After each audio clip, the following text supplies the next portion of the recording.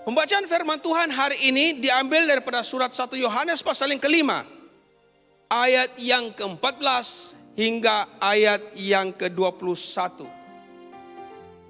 Surat 1 Yohanes pasal yang kelima, ayat yang ke-14 hingga ayat yang ke-21. Dan inilah keberanian percaya kita kepadanya, yaitu bahwa Ia mengabulkan doa kita jikalau kita meminta sesuatu kepadanya menurut kehendak-Nya. Dan jikalau kita tahu bahwa Ia mengabulkan apa saja yang kita minta, maka kita juga tahu bahwa kita telah memperoleh segala sesuatu yang telah kita minta kepadanya. Kalau ada seorang melihat saudaranya berbuat dosa, yaitu dosa yang tidak mendatangkan maut, hendaklah ia berdoa kepada Allah dan Dia akan memberikan hidup kepadanya, yaitu mereka yang berbuat dosa yang tidak mendatangkan maut. Ada dosa yang mendatangkan maut, tentang itu tidak kukatakan bahwa ia harus berdoa. Semua kejahatan adalah dosa, tetapi ada dosa yang tidak mendatangkan maut. Kita tahu bahwa setiap orang yang lahir dari Allah tidak berbuat dosa, tetapi Dia yang lahir dari Allah melindunginya, dan si jahat tidak dapat menjamahnya. Kita tahu bahwa kita berasal dari Allah, dan seluruh dunia berada di bawah kuasa si jahat.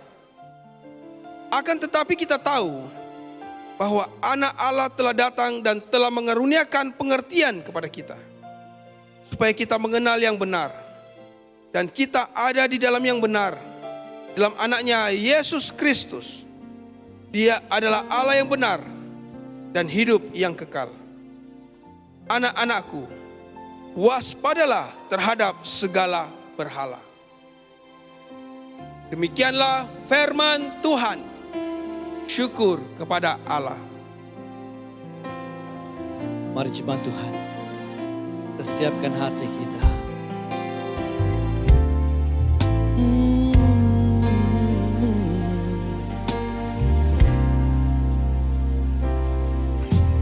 Apapun yang terjadi dalam hidupku ini, tak pernah kuragukan kasih-Mu Tuhan.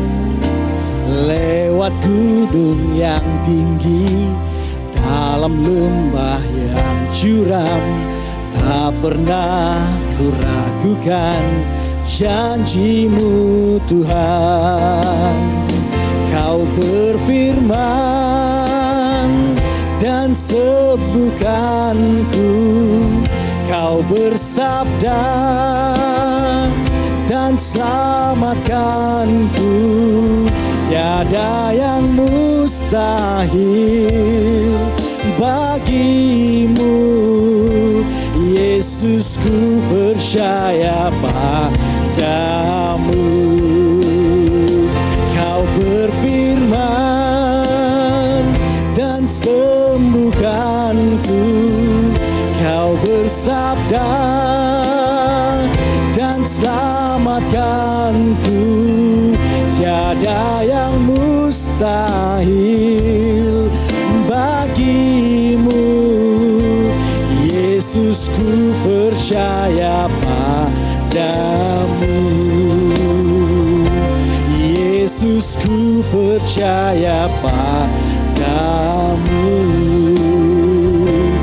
Yesus, ku percaya padamu. Bapa, saat ini kami percaya bahwa hari ini adalah waktunya untuk kami datang mendengarkan Engkau berbicara kepada kami. Dan kami percaya hari ini bahwa setiap kami akan beroleh kekuatan yang baru, akan beroleh berkat-berkat Tuhan yang Engkau sediakan bagi setiap kami. Bapa, kami berdoa Engkau terus pimpin kami. Engkau terus sertai kami dimanapun kami berada. Kami percaya Engkau hadir bersama dengan kami. Bapa, kami berdoa dan kami menyerahkan seluruh ibadah ini hanya di dalam nama Tuhan Yesus kami berdoa. Amin. Shalom jemaat Tuhan. Kita sangat bersyukur karena hari ini kita dapat beribadah bersama. Dan juga kita telah sampai pada episode yang terakhir dalam khotbah Mari Sebarkan Kasih yang diambil dari kitab 1 Yohanes. Saya pasti bahwa banyak yang telah kita pelajari, demikian juga dengan saya. Ya, bagaimana kita mempraktikkan setiap firman Tuhan di dalam hidup kita. Saya ingat beberapa minggu yang lalu di mana kita mempelajari tentang pengampunan. Dan dalam minggu tersebut saya benar-benar juga diuji dalam soal pengampunan. Saya sangat bersyukur karena daripada firman Tuhan yang saya dengar, yang saya pelajari telah mempersiapkan saya dalam menghadapi dan membawa saya lebih melihat pekerjaan Tuhan di dalam kehidupan saya. Membawa kedamaian, bahkan kebebasan dalam pengampunan di dalam hidup saya. Dan inilah keindahan firman Tuhan. Walaupun telah kita pelajari beberapa kali akan firman Tuhan, namun pelajaran yang baru sentiasa ada untuk kita pelajari. Itulah sebabnya Alkitab disebut firman Allah yang hidup. Dalam Ibrani pasal 4 ayat 12 berkata, sebab firman Allah hidup dan kuat dan lebih tajam daripada pedang bermata dua manapun. Ia menusuk amat dalam sampai memisahkan jiwa dan roh, sendi-sendi dan sumsum. Ia sanggup membedakan pertimbangan dan pikiran hati kita. Saat ini kita mengakhiri pelajaran ini. Marilah kita mengimbas semula apa yang telah kita pelajari dalam bab 1 Yohanes ini. Dan sebelum kita masuki di dalam pasal yang kelima, antara tema pelajaran utama yang Yohanes tuliskan kepada gereja-gereja. Yang pertama adalah hidup di dalam terang Yesus. Ya, kalau kita lihat di dalam pasal yang pertama, mengajar kita untuk sentiasa percaya dan mengikuti Kristus. Dan terdapat pengampunan di dalam Kristus. Yang kedua adalah mendorong kita untuk mengasihi satu sama lain. Yang merangkumi buah-buah iman dalam Yesus Kristus. Ianya juga adalah bukti akan ketaatan kita. Dalam kita mentaati perintah Kristus untuk kita mengasihi satu sama lain. Yang ketiga adalah berwaspada dengan pengajaran palsu dan guru-guru palsu. Justru itu Rasul Yohanes berulang kali mengingatkan kita untuk menguji semua nubuatan ataupun pengajaran dan menolak guru-guru palsu. Dan kini kita masuk daripada bahagian terakhir dalam pasal yang kelima. Yohanes sekali lagi meyakinkan semua orang-orang percaya bahwa keselamatan yang mereka terima adalah jaminan di dalam Yesus Kristus. Dalam 1 Yohanes pasal 5 ayat 13 mengatakan, semuanya itu kutuliskan kepada kamu, supaya kamu yang percaya kepada nama Anak Allah tahu bahwa kamu memiliki hidup yang kekal. Dengan jaminan ini, Yohanes mengakhiri suratnya kepada beberapa buah gereja dengan kata-kata ini. Pertama adalah tentang keyakinan dalam doa. Yang kedua adalah berdoa untuk orang-orang percaya. Dan yang ketiga, jauhi segala berhala. Nah, mari bersama-sama kita telusuri bagaimana apa yang disampaikan oleh Rasul Yohanes ini. Yang pertama adalah keyakinan dalam doa. Rasul Yohanes terus memberi jaminan kepada orang-orang percaya bahwa Allah mendengar dan menjawab doa-doa kita. Dalam 1 Yohanes pasal 5 ayat 14 sehingga 15 berkata, bersama-sama kita bacakan, dan inilah keberanian percaya kita kepadanya, yaitu bahwa Ia mengabulkan doa kita jikalau kita meminta sesuatu kepadanya menurut kehendaknya. Dan jikalau kita tahu bahwa Ia mengabulkan apa sahaja yang kita minta, maka kita juga tahu bahwa kita telah memperoleh segala yang telah kita terima kepadanya. Satu hal yang penting untuk kita ketahui, bahwa Allah mengabulkan semua doa menurut kehendaknya dan bukan kehendak siapa? Kehendak kita. Saya tidak pasti jika Anda pernah mengira doa-doa yang Anda doakan belum dijawab lagi. Dan semua doa-doa yang belum dijawab, saya tidak pasti sudah berapa banyak yang di luar daripada kehendak Allah. Nah, sebagai contohnya kadang kita sering berdoa, Tuhan jadikan saya orang kaya. Ataupun kadang kita berdoa, Tuhan saya tidak suka dia, biarlah petirmu sambar dia. Ya, kadang juga kita berdoa, Tuhan buatkan dia jatuh cinta sama saya. Kan kadang anak-anak muda suka demikian. Ya. Dalam Yakobus pasal 4 ayat 2 hingga 3 menjelaskan secara ringkas. Kamu mengingini sesuatu tetapi kamu tidak memperolehnya. Lalu kamu membunuh, kamu iri hati tetapi kamu tidak mencapai tujuanmu. Lalu kamu bertengkar dan kamu berkelahi. Kamu tidak memperoleh apa-apa karena kamu tidak berdoa. Atau kamu berdoa juga. Nah, tetapi kamu tidak menerima apa-apa karena kamu salah berdoa. Sebab yang kamu minta itu hendak kamu habiskan untuk memuaskan hawa nafsumu. Janji bagi doa yang dijawab bergantung kepada kehendak Allah dan bukan kehendak kita. Dalam semua doa kita, kita harus belajar untuk merendahkan diri kita. Seperti Tuhan Yesus Kristus berdoa sewaktu berada di Taman Getsemani.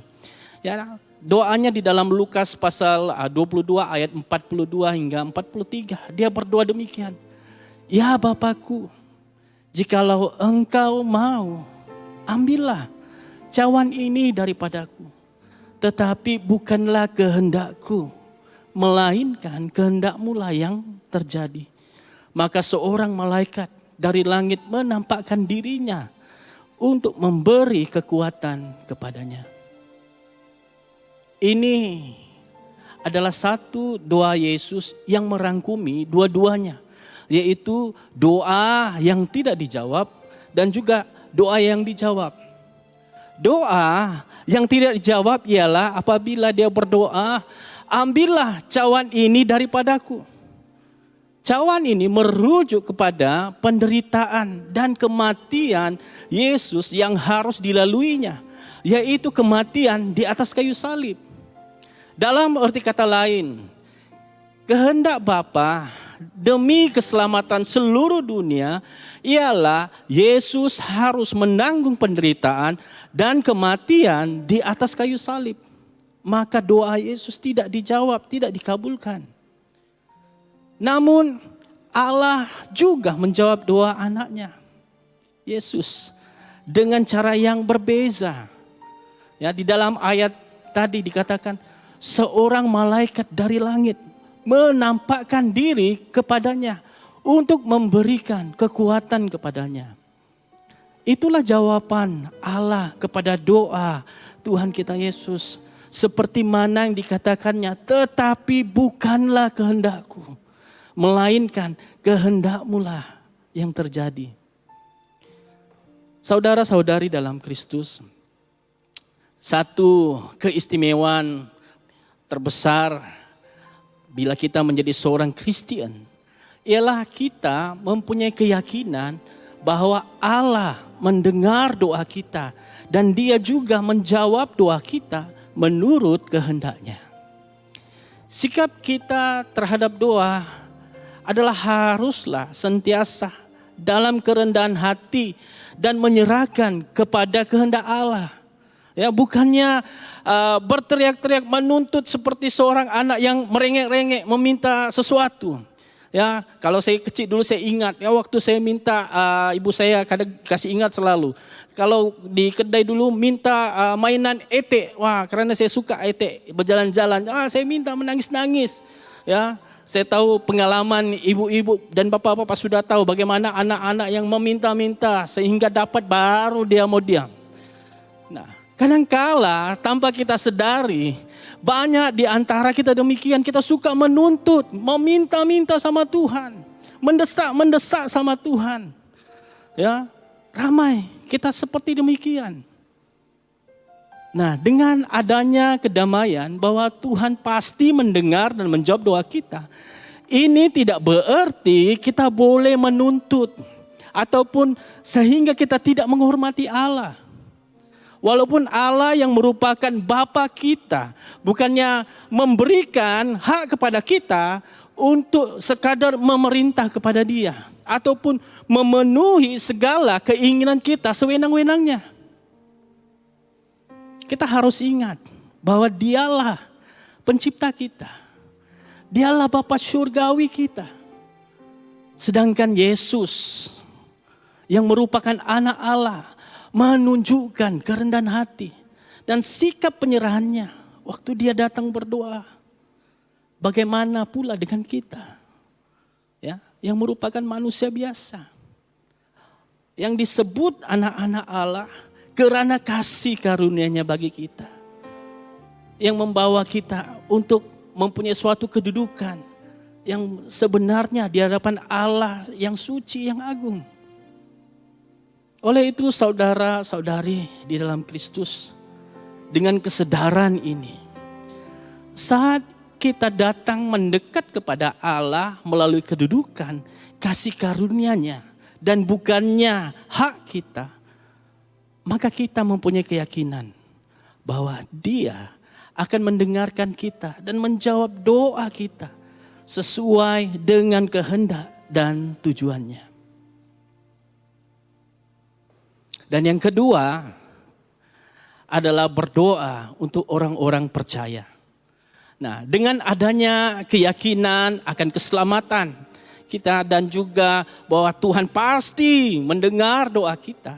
Nah, Rasul Yohanes terus meminta kita semua untuk selalu menyokong bahkan mengingatkan satu sama lain di dalam doa kita. Dalam 1 Yohanes pasal 5 ayat 16 hingga 17 berkata, kita baca bersama-sama.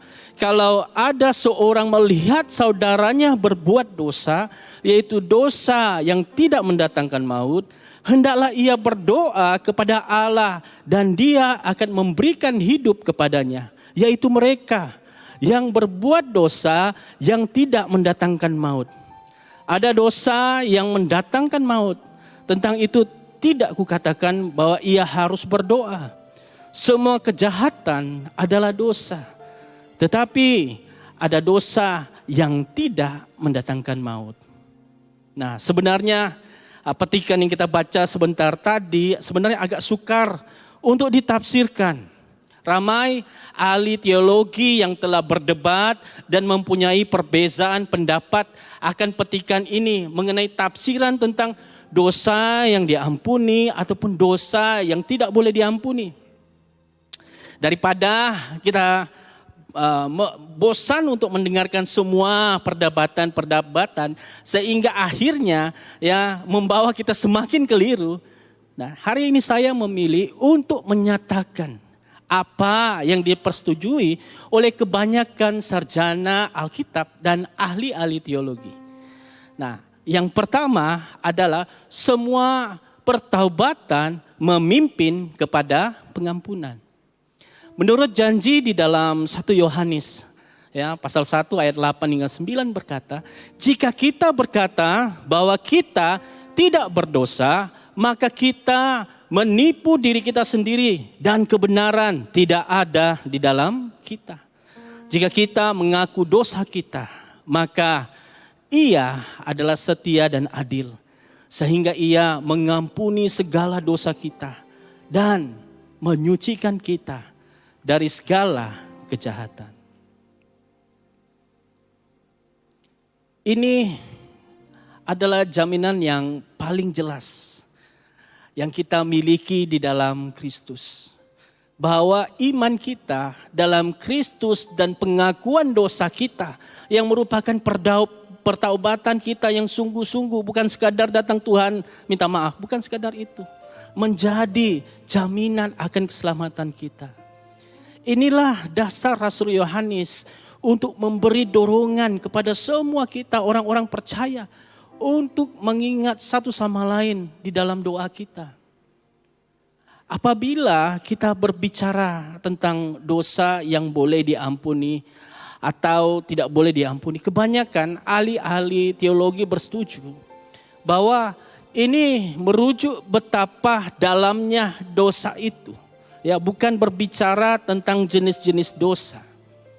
Nah, arti kata lain, ianya bukan merujuk kepada dosa menipu, dosa mencuri, dosa berzina, atau bahkan membunuh, ya, adalah dosa yang tidak akan diampuni. Ianya bukan berbicara tentang jenis-jenis kesalahan ataupun dosa.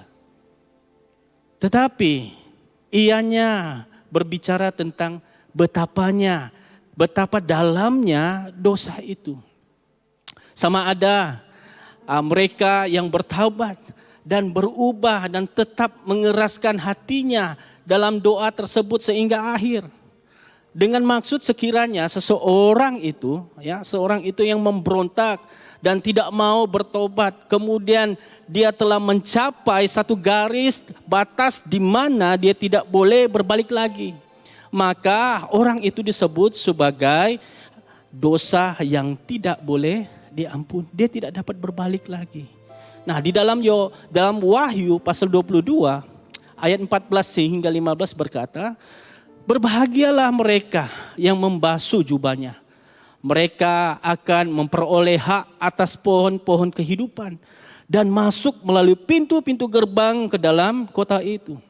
Tetapi anjing-anjing dan tukang-tukang sihir, orang-orang sundal, orang-orang pembunuh, penyembah-penyembah berhala, dan setiap orang yang mencintai dusta dan yang melakukannya tinggal di luar. Wahyu 22 ayat 15 tadi menunjukkan kepada kita bahwa mereka yang tidak masuk ke dalam surga adalah mereka yang terus-menerus mengamalkan ataupun melakukan dosa tersebut. Ya, sama ada sihir, perempuan sundal, pembunuh, penyembahan berhala, pendusta ataupun hipokrit. Dalam petikan asal Yunaninya menuliskan bahwa orang-orang tersebut terus-menerus melakukannya. Tidak ada maksud atau tidak ada niat untuk bertaubat dan berbalik kepada Allah. Nah, ini berbeza dengan mereka yang telah berpaling kepada Kristus. Dikatakan dalam ayat tadi, mereka yang membasuh jubah mereka, yaitu pertaubatan, dan telah memberikan hak atas pohon-pohon kehidupan. Seperti mana yang dicatat di dalam ayat ke-14 berkata, berbahagialah mereka yang membasuh jubahnya. Mereka yang memperoleh hak atas pohon-pohon kehidupan dan masuk melalui pintu-pintu gerbang ke dalam kota-kota itu, yaitu surga baru. Dalam konteks 1 Yohanes, kita telah pelajari lebih awal tentang sekumpulan orang-orang yang mencapai batas di mana tidak boleh kembali lagi. Nah, kita bacakan bersama dalam 1 Yohanes pasal 2 ayat 19. Memang mereka berasal di antara kita, tetapi mereka tidak sungguh-sungguh termasuk pada kita. Sebab jika mereka sungguh-sungguh termasuk pada kita, nescaya mereka tetap bersama-sama dengan kita. Tetapi itu terjadi supaya menjadi nyata bahwa tidak semua mereka sungguh-sungguh termasuk pada kita. Rasul Yohanes menyebut mereka sebagai antikristus. Mereka ini telah mencapai batas garisan di mana tidak boleh kembali lagi. Mereka terus-menerus percaya, menyebarkan dan menyesatkan orang lain melalui pengajaran palsu mereka. Nah, sebelum ini ya dikatakan bahwa mereka juga berada di gereja. Sebab Yohanes menyatakan bahwa mereka berasal di antara kita. Tetapi tidak mempunyai iman yang benar di dalam Kristus. Nah, sekali lagi ia ditegaskan oleh Yohanes menyatakan bahwa tidak semua mereka sungguh-sungguh termasuk pada kita. Dalam konteks hari ini terdapat orang-orang yang mungkin membesar di gereja karena ibu bapa mereka ataupun datuk nenek mereka adalah orang Kristen. Tetapi malangnya tidak mempunyai iman yang benar dalam hubungan yang intim, hubungan pribadi dengan Yesus Kristus. Mereka hanya mengikuti amalan agama. Tahu maksud amalan? Ya, seperti seorang Kristen. Mereka mungkin tahu serba sedikit tentang Yesus, tetapi tidak mempunyai hubungan yang dekat dengan Yesus Kristus.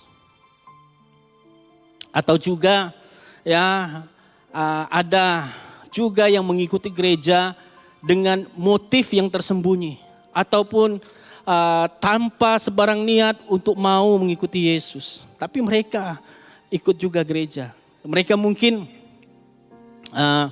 mengikuti gereja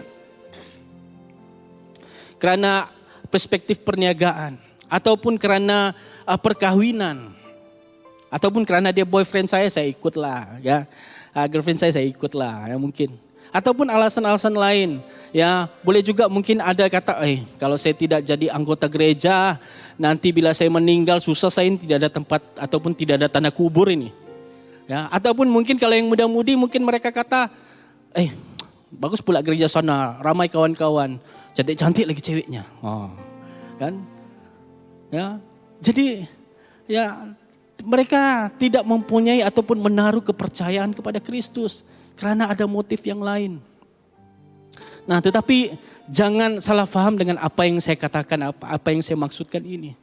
Ya, kita tidak salah untuk mengikuti gereja dengan motif. Nah, salah satu saya sendiri juga pada awalnya juga mempunyai motif yang lain. Saya ingat dulu waktu saya mula-mula ke gereja, ya ada seorang kawan saya kata, nanti gereja kita ada kemah, ya saya ingat kemah di gereja sinilah, ya di gereja lama, ya, kata ada kemah bagus nih, bagus kau datang, besok banyak kawan. Wah saya semangat, ada kemah, oke kah? Oke ikut. Ya, saya kemas-kemas pakaian, bawa beg-beg barang semua, oke siap sedia. Kemudian saya pergi, saya ingat naik bas, turun di pondok bas. Kemudian kawan saya kata, nanti dulu, jangan dulu kau masuk sekejap ya. Kemudian dia datang jumpa saya, ya dia kata, ini kemah kan? Kemah latihan pemimpin sel kanak-kanak. Saya bilang, aduh sudah saya bawa barang ini semua, malu juga saya mau balik ini sudah siap-siap nih. Nah, jadi di sini ada suatu yang salah, ya. Jelas sekali bahwa saya mempunyai motif yang salah. Tetapi saya bersyukur kepada Tuhan. Selepas dari itu saya mulai serius dalam kehidupan rohani saya.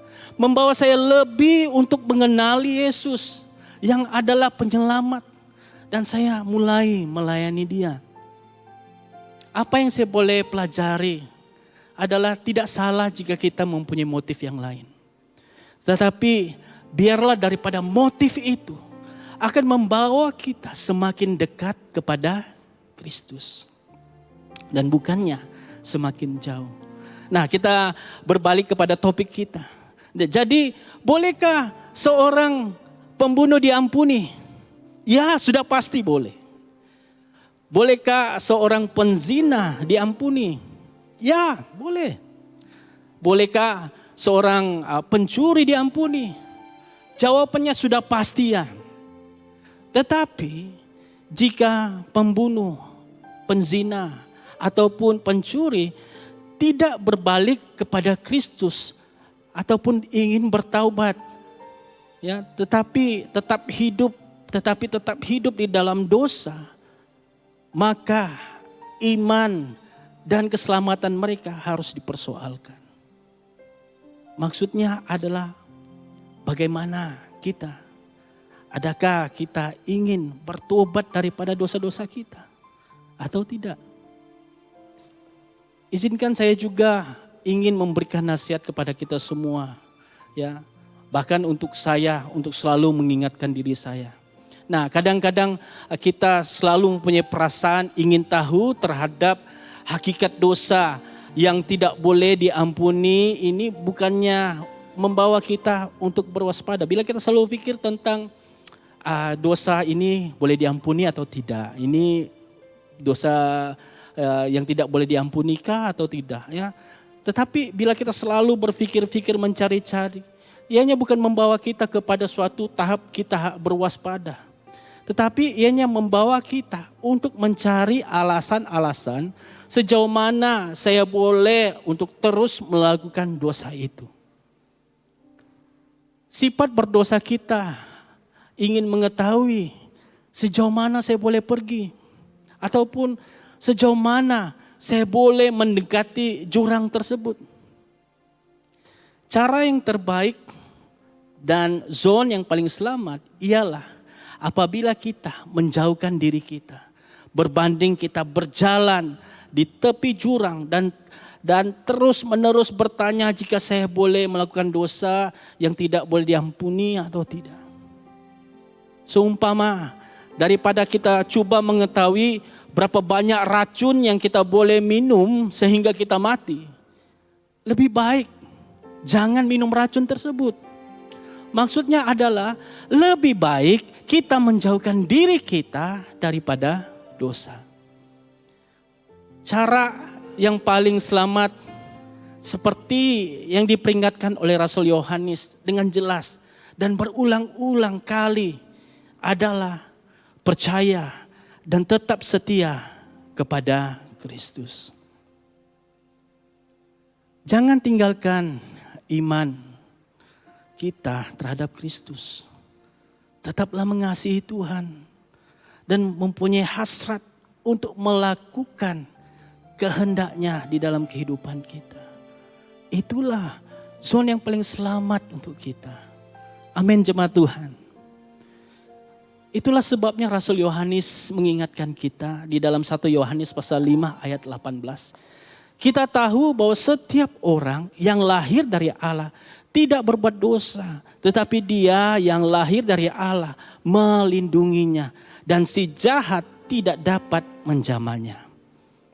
Ayat ini tidak mengatakan bahwa orang Kristen tidak akan melakukan dosa lagi ketika dia sudah percaya kepada Kristus.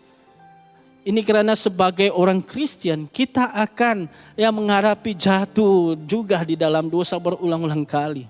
Nah, ayat 14 mengatakan kalau ada seorang melihat saudaranya berbuat dosa, yaitu dosa yang tidak mendatangkan maut, hendaklah ia berdoa kepada Allah dan dia akan memberikan hidup kepadanya. Nah, ayat ini menjelaskan, menyatakan kepada kita sebagai seorang Kristen bahwa kita masih boleh jatuh di dalam dosa. Rasul Yohanes menegaskan, setiap orang yang lahir dari Allah tidak berbuat dosa. Bermaksud bahwa kita tidak ingin tinggal ataupun tetap berada di dalam dosa itu.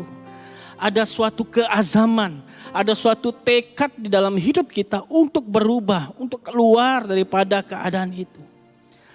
Ayat ini juga memberikan jaminan bahwa orang-orang beriman yang tulus di hadapan Allah, yang sejati, bahwa setiap kita juga akan dilindungi Tuhan daripada kita terus melakukan dosa.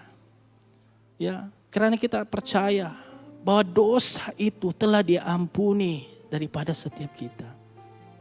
Itulah sebabnya kita didorong untuk terus berdoa dan saling mendukung antara satu sama lain agar kita tidak jatuh ke tahap di mana kita tidak dapat kembali sehingga kita akan terus tinggal di dalam keadaan zona yang selesa. Dalam Yohanes pasal 5 ayat 19 hingga 20 berkata, "Saudara-saudaraku, jika ada di antara kamu yang menyimpang dari kebenaran dan ada seorang yang membuat dia berbalik." Lihat, ada seorang yang membuat dia berbalik. Ketahuilah bahwa barang siapa yang membuat orang berdosa berbalik dari jalannya yang sesat, ia akan menyelamatkan jiwa orang itu dari maut, ya, daripada kematian kekal dan menutupi banyak dosa. Ingat, ya, kita lihat saudara-saudari kita, keluarga kita, kiri kanan kita. Kitalah penjaga saudara-saudari kita yang seiman. Kita berdoa untuk satu sama lain, untuk menjaga satu sama lain supaya kita semua tetap di dalam keadaan yang selamat. Amin, jemaat Tuhan. Nah, yang ketiga, ya, adalah berbicara tentang jauhilah segala berhala. Kita harus jauhi. Yohanes mengakhiri suratnya kepada gereja-gereja dengan pernyataan yang singkat ini. Ya, dia katakan dalam 1 Yohanes pasal 5 ayat 21, dikatakan, "Anak-anakku, waspadalah terhadap segala berhala." Satu kalimat yang sangat pendek tapi tegas. Ya, ini ya mungkin kelihatan janggal sewaktu membacanya sekali. Karena perintah terakhir nampaknya seolah-olah tergantung dan meninggalkan satu persoalan bahwa Rasul Yohanes mungkin belum selesai menulis suratnya. Kita juga kita mungkin tidak pernah tahu juga sama ada ianya disengajakan atau tidak. Tetapi yang pasti adalah bahwa perintah ini perlu kita patuhi. Nah, saya percaya bahwa di abad yang pertama, ya, Rasul Yohanes sangat memahami dengan jelas. Ya, ketika Rasul Yohanes menulis surat ini, dia menulisnya di Efesus. Ya, sebuah kota, kalau kita lihat gambar ini, sebuah kota yang terkenal dengan penyembahan berhala. Kuil yang dibina untuk Dewi Artemis, ya, yang kekal. Yang kelihatannya bahwa ianya diiktiraf sebagai salah satu keajaiban dunia buatan tangan manusia sehingga hari ini. Nah, orang-orang percaya ataupun orang-orang Kristen abad yang pertama sangat mengalami ataupun sangat memahami tekanan masyarakat penyembahan berhala ini, di mana mereka tinggal, di mana mereka berada.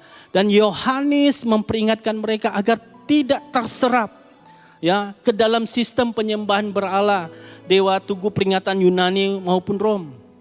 Nah, walaupun kita membesar di gereja, ya, setiap kita membesar di gereja tanpa ada penyembahan patung-patung berhala, ya, buatan tangan, ya, tidak ada.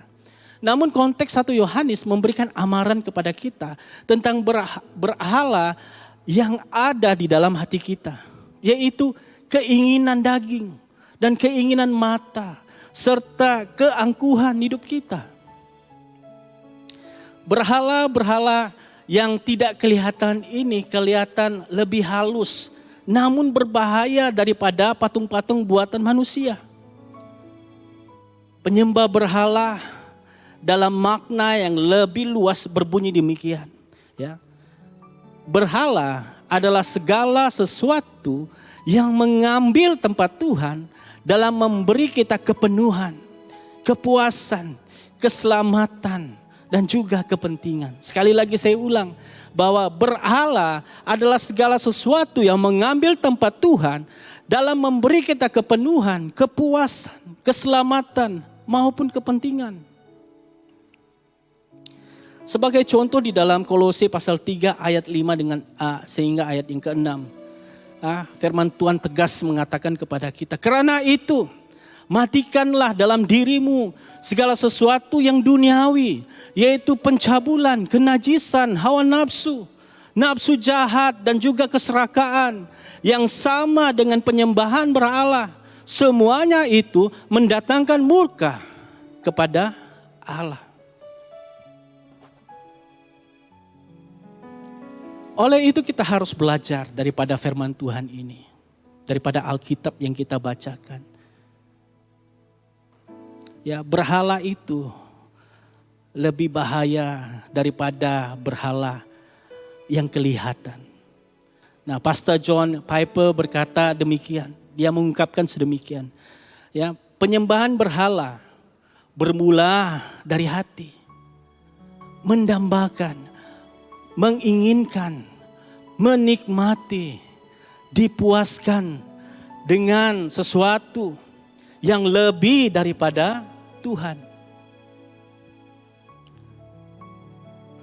Nah, terdapat banyak perkara atau orang yang boleh mengambil tempat pertama di dalam hati kita. Lebih daripada Tuhan. Ya, mungkin bintang K-pop kegemaran Anda. Ya, beberapa bulan yang lalu kan. Ya, ramai orang memandu berbaris panjang di McDonald hanya untuk mendapatkan satu set makanan BTS yang dipromosikan oleh mereka, ya, yang sangat terkenal itu. Nah, siapa? Oke, gurau saja, ya. Ataupun secara halus juga boleh kita lihat, mungkin juga boleh jadi pastor ataupun pengkhotbah kegemaran Anda semua. Nah, saya dipahamkan ada setengah orang yang benar-benar mengambil bulat-bulat apa yang dikatakan oleh pengkhotbah kegemaran mereka, apa yang dia cakap itulah itu. Ya, yang mereka mengambil apa-apa ya tentang sesuatu yang menyebut tentang otoriti maupun wibawa kebenaran Injil itu. Saya ingin mengingatkan kepada setiap kita, ya, tentang apa yang telah kita pelajari selama ini. Ya, jika mana-mana padri kita ataupun pastor kita, bahkan bishop kita sendiri mengatakan sesuatu yang tidak berasas atau tidak disahkan dan juga yang mampu dipersoalkan secara alkitabiah, kita harus berhati-hati. Jangan ikut secara buta-buta. Tuhan telah memberikan kepada kita akal budi, hati nurani yang jelas, bimbingan Roh Kudus-Nya untuk membantu kita memahami, mengetahui, bahkan untuk menguji setiap nubuatan ataupun setiap pengajaran yang kita dengar. Jika kita menyenaraikan setiap penyembahan berhala, ianya pasti tidak akan pernah berakhir.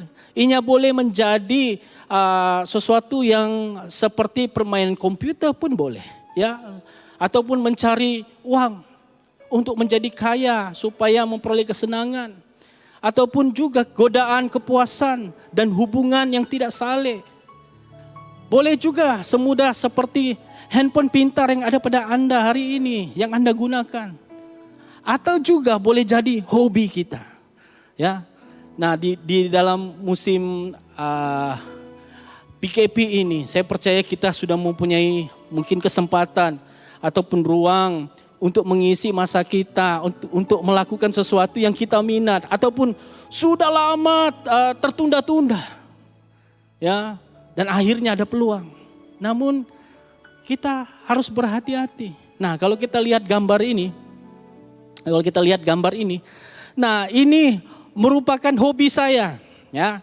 Saya suka hobi ini aquascape dan juga ikan cupang. Wah, oke, beta. Saya sangat suka. Ya, saya suka. Dari dulu saya suka.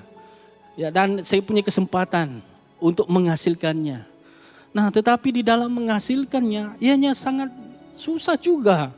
Untuk punya masa, untuk tenaga, bahkan uang juga kita harus punya supaya kita dapat menghasilkan demikian. Nah, tetapi dalam saya melakukan hobi saya mempunyai satu tekad. Kalau kita lihat gambar tadi, ya di sebelahnya itu adalah jadwal yang saya sediakan. Karena saya tidak mau hobi saya mengganggu hubungan saya dengan Tuhan. Saya siapkan bila saya harus tukar air, ya, bila saya harus kasih makan ikan. Nah, jadi itu semua saya harus buat. Saya tidak mau nanti masa saya untuk merenungkan firman Tuhan, masa saya melayani, ini semua mengganggu saya. Saya harus mengutamakan Tuhan. Saya letak jadwal, saya tulis memang, saya type, saya susun memang, saya harus ikut ini. Ya, jadi kenapa? Karena saya tahu Ada yang lebih penting daripada ini. Nah, kalau saya tanya kepada setiap kita, adakah hobi ini berdosa? Tidak. Tetapi hati-hati. Kalau kita tidak berhati-hati, hobi ini juga boleh menjadi berhala kepada kita. Ya. Jadi Alkitab berseru kepada kita untuk berhati-hati, untuk menjauhi segala berhala yang boleh mengambil tempat Kristus di dalam hati kita. Jika kita dapati diri kita melakukan sesuatu yang menarik lebih daripada Tuhan, itu adalah amaran bahwa kita boleh jadi penyembah berhala. Nah, seperti di screen yang kita lihat ini, ya, ada 4 soalan yang harus kita tanyakan. Ya, untuk membantu kita untuk mengenal pasti adakah ianya sudah menjadi berhala atas hidup kita. Yang pertama, di mana saya mendapatkan kegemaran saya? Yang kedua, apa yang selalu ada di pikiran saya? Yang ketiga, di mana saya menghabiskan sebagian besar masa saya? Ataupun yang keempat, di mana saya menghabiskan sebagian besar uang saya? Nah, sekiranya perkara di atas menunjukkan bahwa kesibukan, tenaga, perbelanjaan kita adalah untuk setiap perkara itu selain daripada Tuhan. Nah, kita perlu menyelaraskan kembali hidup kita kepada Tuhan. Seperti mana yang Yohanes tuliskan di dalam ayat ke-21. Anak-anakku, waspadalah terhadap segala berhala. Mari kita datang di hadapan Tuhan. Kita menyelidiki setiap hati kita. Adakah kita sudah semakin jauh karena kesibukan yang lain. Sehingga ada berhala-berhala yang tidak berkenan di dalam hidup kita. Dan juga firman Tuhan mengingatkan kita bahwa anugerah yang Tuhan berikan adalah suatu anugerah untuk membantu kita menjadi berkat. Untuk mendoakan satu sama lain. Membawa kita semakin dekat kepada Tuhan. Bahwa Tuhan mendengarkan setiap kita. Mari kita datang di hadapan Tuhan. Berdoa, percaya. Tuhan, ini kami Tuhan. Ini hidup kami. Tuhan, ubahkan kami. Bawa kami kepada fokus kami. Kembali kepada Engkau. Memandang kepada Engkau. Bapa di surga, saat ini Tuhan kami berdoa. Kami bersyukur karena Engkau memilih kami. Karena anugerah-Mu kami menerima keselamatan yang ada pada kami.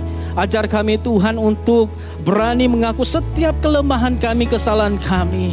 Karena kami percaya Engkau Allah setia dan adil akan mengampuni setiap dosa-dosa kami. Bapa, kami berdoa saat ini Tuhan. Ampuni kami jika kami semakin jauh kepada Engkau Tuhan. Mungkin ada sesuatu yang membuatkan kami semakin lupa akan Engkau Tuhan. Bapa, kami berdoa, pimpin kami Tuhan. Bawa kami kembali untuk semakin dekat mempunyai hubungan yang intim dengan Engkau. Ajar juga kami Tuhan untuk tidak melihat kepada diri kami sendiri. Tetapi biarlah Tuhan kami juga menjadi pelaku firman-Mu. Agar kami juga dapat membawa setiap orang untuk mendekat kepada Engkau Tuhan. Bapa, kami percaya. Biarlah Engkau Tuhan terus memimpin setiap kami. Agar kami menjadi berkat bagi rakan-rakan seiman kami. Setiap mereka yang ada bersama dengan kami. Agar kami menjadi pembangun. Agar kami juga dapat menguatkan setiap mereka. Agar kami juga dapat mengingatkan setiap mereka Tuhan. Bapa, kami berdoa, pimpin setiap kami. Engkau Tuhan terus beserta dengan kami. Terima kasih Tuhan. Terima kasih Bapa. Ini doa kami. Hanya di dalam nama Tuhan Yesus kami berdoa. Amin. Amin, amin. Mari jemaat Tuhan, kita menghampiri takhta Tuhan. Mari kita isytiharkan Yesus Kristus.